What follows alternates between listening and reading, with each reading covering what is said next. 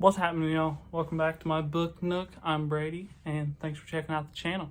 So today we have a fun little wrap-up video. So in the month of July, like I said, I know in my previous video about getting out of a book slump, I had talked about my big reading slump I went through in June. So like I said, I didn't even do a wrap-up for that because there was no point. I read one book. It was this right here was the fourth book of The Faithful and the Fallen, and that was it. I finished that series, and I just refused to read. So we're back, and I came back like a bat out of hell in July, and I was mixing it up, getting in there, reading all kinds of different things. So I read 8 books, and then I read some other stuff on the side too. And I want to talk about the stuff on the side before I get into my usual flow of counting down the 8 books that I read and just going through them in the order I love and finishing with book of the month. So like I said, a few of the things I'm going to talk about are kind of how I got out of my reading slump a little more, and I had talked about them in that video. And these were some of the things I've done. So first and foremost, I started trying to be more spontaneous with my reading. As you guys have probably seen from my channel, I do a lot of big TBRs where it's like, I'm reading this and in this order, and this is how I'm doing it. And it's very scheduled and very rigid. So I'm trying to mix things up. So at the end of the month, I finished a book. I was going to start my next one. And then I was like, no, forget that. So I just grabbed a Colleen Hoover book because, like I said, she is on the rage right now. So I decided I was going to read another one of her works because I had only read Verity. And about a third of the way through, it's kicking ass right now. Big fan, love it. Next thing, I had told you in that reading slump video that I had taken up a serialized reading order. And the book in which I did that and kind of has been really interesting because I'm still not done with it. I have quite a bit left, and I'll be excited to talk about it once I finish it up, but is Turn of the Screw by Henry James. Like I said, look at this thing. It is 100 pages. It is not a big book by any means. This is something that on a normal day I would sit down in the evening with. I sat down and just hammer it out in a single setting in an evening, but I'm delaying that gratification, and it is worth it because, like I said, he's great. Henry James was at cliffhangers. So you are reading it, you get your designated chapter count in, and you're like, dang, I want more. But you don't. You hold off, delay that pleasure, and you come back to it next week. So it's just like the TV show, you gotta wait for the next episode. Except you're forcing yourself to it. And it's great. And like I said, I'm excited to finish that up. It's came out over 12 weeks, so got about 3 months of reading. And I think I'm 4 weeks in or some shit like that. I'm not 100% sure off the top of my head. Another big reading challenge I took up. Obviously, when it comes to Western literature, it all spawns from Shakespeare. All modern literature is a descendant of the Bard himself. So I feel obligated as a lover of literature to read these works and to kind of read through all his stuff. So I've taken up another challenge, and that is the Shakespeare in a Year challenge. So that's where you read his entire body of work, all 36 plays, the 3 poems, and the 150 sonnets in a year. And it's very manageable. It sounds like a lot, but it's really not that bad. So I kicked that off. I've read a little bit of Shakespeare over the past couple months, but this is much more rigid. This is one thing a week with sonnets tossed in here and there. So it'll take me, like I said, it'll put me in 44 weeks, 40 weeks, something like that. But I started off with his masterpiece, of all his masterpieces, the biggest one, and that was Hamlet. I'd never read it. I had no idea what it was really about, and it was excellent. I mean, do I need to say that at this point? It's Shakespeare. He is ubiquitous with the culture at this point. And so, like I said, I'm just happy to start that little project, kind of see where that takes me, see if I can find all the allusions and stuff and a lot more classic text and modern stuff today. So, like I said, I'm excited to check out what he's got. Next up, this is another thing, as I don't know if I've talked about it a lot on the channel, honestly. I forget what I have and haven't talked about and what I've been reading and things I'm constantly reading. But I'm a big fan of poetry, and I was at my local bookstore, shout out Little Professor in Athens, Ohio, and I found this used Pocket Poets from the Everyman library. And I wasn't sure. I wasn't a big fan of these. I prefer these very specific, like, poet, little pocket poet collections. Sorry, I feel like I said a lot there and got tongue-tied. But anyways, yeah, I feel like I normally prefer the specific poet collections. But I was genuinely surprised by how much I like this. I think, halfway through. They're tiny, pretty cost effective, especially if you buy them secondhand. Like, get on eBay or something, you can find these for $4 or $5. It's great. Like I said, I think I paid $2 for this at that bookstore, so I was elated to find one of these up there. So shout out to Little Professor. Check them out if you're in the area. Love that place. And that should cover my basis for, like, side projects or non-book things I read for the month. So from here on out, this is going to be me counting down my 8 books that I hit for the month of July. So coming in at number 8, first time in a while, this is a book I just didn't enjoy. That was The Bear by Andrew Krivak. I'm so sorry if I said that wrong. I know I did. He wrote another book I'd heard of called Sojourners, and I got this recommendation from someone who I normally trust with book recs, and it was not for me. It's one of those, it tries to be something and it tries to tell a meaningful story, and it just didn't land with me. It follows the journey of a father and daughter in a post-apocalyptic world where they're the last 2 human beings. And I can't really say much more than that without spoiling a lot of the book for you. So I wouldn't recommend checking it out, but if you want to, feel free. It's one of those, I don't regret reading it. I just wish it would have been better, if that tells you anything.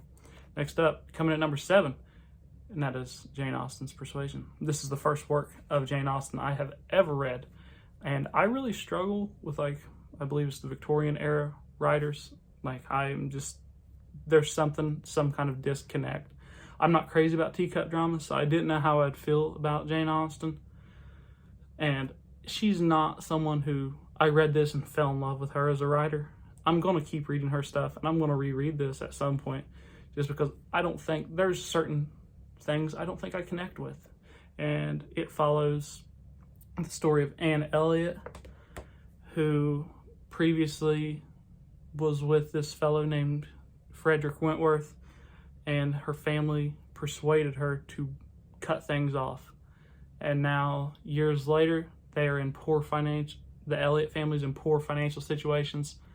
They decide they're going to have to rent out their home, and Frederick Wentworth makes a comeback. So it's kind of following their story, their love story. I really love the characters, thought they were extremely well developed. I just wish I would have got to see more interaction between our 2 main characters. That's all I could have asked for.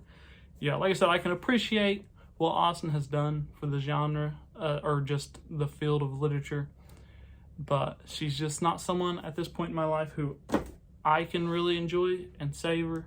And I think there's going to be certain things I can never connect with her as a writer. But we'll see. Like I said, I think next up I'm going to try going to her most popular work, Pride and Prejudice. All right, next up, I think this is book 6. This was just something I was not crazy about. Oh, I must have counted Hamlet as a book. Sorry. Yeah, so this is, next up we have the very popular, the very hyped up, and a book that just, I thought was okay. I thought it was solid. Nothing insane. That is Where the Crawdads Sing. I feel like I may catch a lot of heat for this, because I feel like everybody I know is like, oh my god, I love this. This was such a great book. I thought it was alright. You know, like, I was not blown away. I thought it was a decent romance, decent mystery type novel. Everybody talks about these big plot twists that happen. I did not think that they were that surprising. You know, I feel like if you read a lot, especially in that kind of the thriller mystery type genre, then you're going to be able to see a lot of it coming, especially if you're kind of well versed in some of the writings, because poetry plays a big part in this, and that's all I want to say. I thought it was a solid book, good.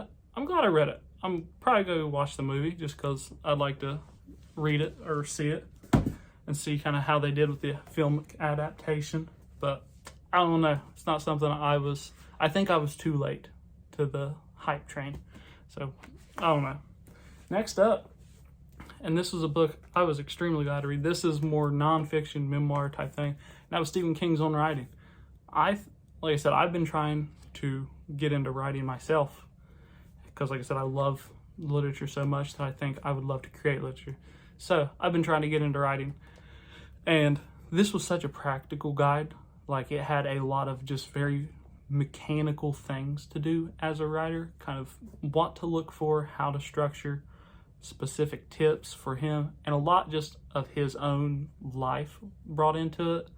I think the segment when he talks about the craft is the best part. I appreciate the autobiographical portions, but I definitely think this is a very inspiring thing and very like connected with his craft, and he's able to talk about it in a way that kind of appeals to people and kind of gives you actual tips. It's not like writing is this mystery. He even talks about like where he gets them.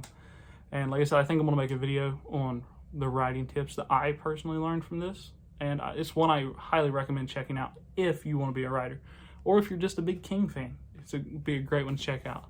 I like King. I've checked out some of his stuff, and he's a writer I definitely want to read more of, especially after reading that. Next up, we have a poetry collection from the dirty old man himself, Mr. Charles Bukowski, and that is You Get So Alone Sometimes That It Just Makes Sense. And this is funny, it is thought-provoking, it is extremely accessible. A lot of people talk about poetry as this like mysterious, really tough thing to get into. Check out Bukowski. He wrote for the common man. He wrote to be read and not to be like profound in anything. But then there's layers. Like he kind of, you can dig deeper into his stuff and think about a lot of how he perceived the world and kind of what he learned from these very just goofy, fun, mundane situations that he experienced in his life. So I highly recommend checking him out. He's not going to be for everyone. There's a lot of you could say anti-women, kind of misogynistic writings and stories in there. But I think he did a great job of just telling life as he saw it. And he can kind of be a problematic writer that's not for everyone. But I highly recommend checking it out. I loved it. And like I said, I could look past his certain acts of his behavior and kind of really appreciate the poetry and his craft. He's excellent. Next up, number 2. These top 2, neck and neck. And coming in at number 2 for the month is Sarah J. Maas's ACOMAF. Excellent. This is a great series that I thought the first book was good. It was solid, fun. I enjoyed it. Second book, I loved. This builds on the world. It builds the characters. It tells a great story. It kind of sets up the series for a long-running thing. Kind of leaves you on a semi-cliffhanger type thing. And it's a great book. I think this would have been my book of the month if I enjoyed Sarah J. Maas's prose more. There's certain ways she writes. I think it's a little bit clunky. I think it doesn't read well when you try to read aloud, which is something I do fairly often, just because like I said, I love prose. I love good writing. And at times she writes pretty clunky. I disagree with a lot of her word choices that she uses. Like, I don't know many people that hiss and snarl, and I don't care if they're fey or not. They're not going to be like growling at people. And I know those are very like expressive things. I cannot abide by those words, and I think there's better words that you could use. And coming in at book of the month, this is the 4th book I've read by this author, and every time he somehow just impresses me more and more, and that is Mr. Cormac McCarthy. This man has become my favorite author of all time. Oh, I should probably say it's Child of God by Cormac McCarthy, which I have a whole book review on. So if you're interested in just the title, or if you know a little bit about Cormac McCarthy and this book interests you, go watch that video. So check that out. But like I said, Cormac McCarthy, every book I've read, he just impresses me more and more. And I don't know if you can see up here, I have his entire oeuvre. And now that I've read 4 of them, I know he's my favorite. I'm going back to the start of his with Orchard Keeper, and I'm going to work my way through all the way up until his 2 new novels come out at the end of this year. So that was my reading in July. What did you read? What did you check out? Anything fun, anything interesting, anything you hated? Have you tried any new challenges? Let me know down below. And thank you guys for watching. It's much appreciated. And I look forward to talking to you guys in the comments. I'll see you in the next video. Until next time, stay reading, y'all.